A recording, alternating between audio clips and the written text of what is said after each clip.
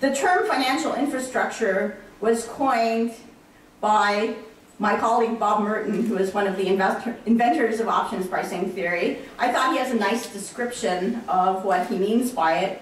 He says, financial infrastructure is the legal, accounting procedures, and the organization of trading, clearing facilities, and the regulatory structures that govern the relations among the users of the financial system. So, the infrastructure. The government has a first-order effect on how it sets up this infrastructure and the incentives that result from it. So just to be a little bit less theoretical, one way in which I believe that the financial infrastructure has contributed to systemic risk, and I think this is relevant internationally as well as in the United States, is the interaction between accounting standards and capital requirements.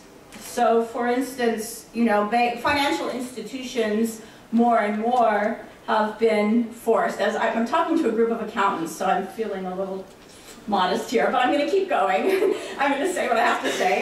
Banks have more and more been forced to report on a fair value basis, and we could debate the merits of that, but the fact is they do report more on a fair value basis.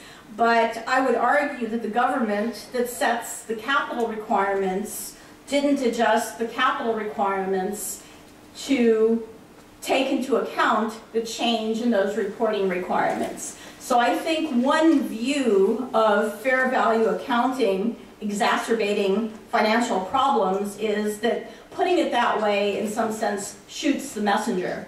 It isn't a problem so much of the fair value accounting, but of the capital requirements that forces people to adjust their capital rapidly when they change their fair values. So it's a regulatory decision to define capital requirements in a particular way. There isn't a necessity of using those fair value requirements. But it's an example where the government can exacerbate systemic risk by the way it sets up the rules of the financial infrastructure. Okay. The next point I want to discuss is transparency, and this is probably my main hobby horse. I would say that at least in the United States, and I hope it's different elsewhere, government financial institutions seriously lack transparency. There's the financial disclosure standards that the government imposes on itself are far weaker than what it imposes on the private sector.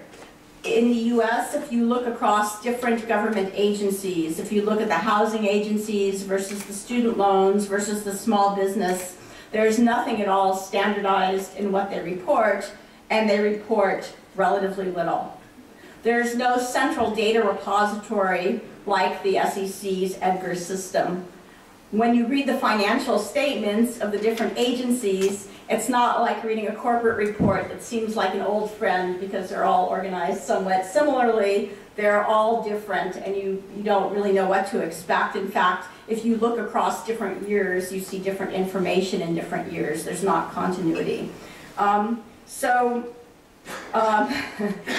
just to go on. So another issue, and is that in the private sector, one of the main ways that, aside from accounting data, that we understand whether a firm is doing the right thing or not is through market prices. It's because if a company does poorly, their price falls. We don't have market prices for government institutions. We can't use the market to help discipline them. One thing that could help on the transparency side would be for governments to move more towards doing fair value reporting of the obligations that they take on. Typically what governments do is they treat their cost of capital to be their cost of borrowing. Now that could be a lecture on itself, and it might be your first impression that it's okay to treat the government's cost of capital as their borrowing costs, but it's not. So just briefly, why is the government's borrowing cost not its cost of capital? Well, we know from our first finance course, our first MBA finance course, that you can never finance a risky investment with risk-free debt. Doesn't add up. what's missing? Well, the way I like to describe what's missing is that there is always taxpayer equity standing behind any government financial commitment. So the government, as a representative of society generally, or as taxpayers, as equity holders, needs to take into account, just as private businesses do, that weighted average cost of capital. So if they were to, I have to say that my job at CBO was to produce that information. So that has been how I've spent the last decade of my life trying to make that happen. But the government accounting does not reflect that, and it creates a bias towards risky investments. And that bias towards risky investments itself is a further source of systemic risk. In the US context, one that's fairly salient right now has to do with state and local defined benefit pension plans. The accounting rules for those plans allow those entities to discount their projected liabilities at a rate of return equal to the expected return on their assets. So they're typically discounting their liabilities at a discount rate around 8% at a time when the risk-free rate is close to 0. It's causing a large understatement of the liabilities, a more serious underfunding of those plans than is actually reported. That's a transparency issue because I think even the most informed taxpayer takes the numbers that are reported fairly literally. And so there's a lack of transparency in that kind of reporting. Okay, finally, inadequate supervision. There's a view among some of my colleagues in the government that you don't need to supervise the government because after all, the government has its heart in the right place. Well, it may have its heart in the right place, but even if government officials are absolutely doing their job, every single agency has its own interests, and what it's supposed to accomplish is not to control systemic risk. So just like private corporations are trying to serve their customers, make a profit, and so forth, a government agency, say a government housing agency, its goal, and its proper goal, is to make housing, say, more affordable to low-income families. It's not their job to ask, am I creating systemic risk? So there needs to be supervision also within the government, of government agencies, with a view to systemic risk. Okay. Okay. So with that, let me say a few things on ideas for mitigating the risks and ways that further research and data initiatives from organizations like OFR, and actually from what I've heard tonight, also from this organization here, things that could be done. So the first idea, which may appeal to many of you, is the idea that the government should undertake its own regulatory audit. And that would be a comprehensive evaluation of government regulations to identify their unintended systemic consequences.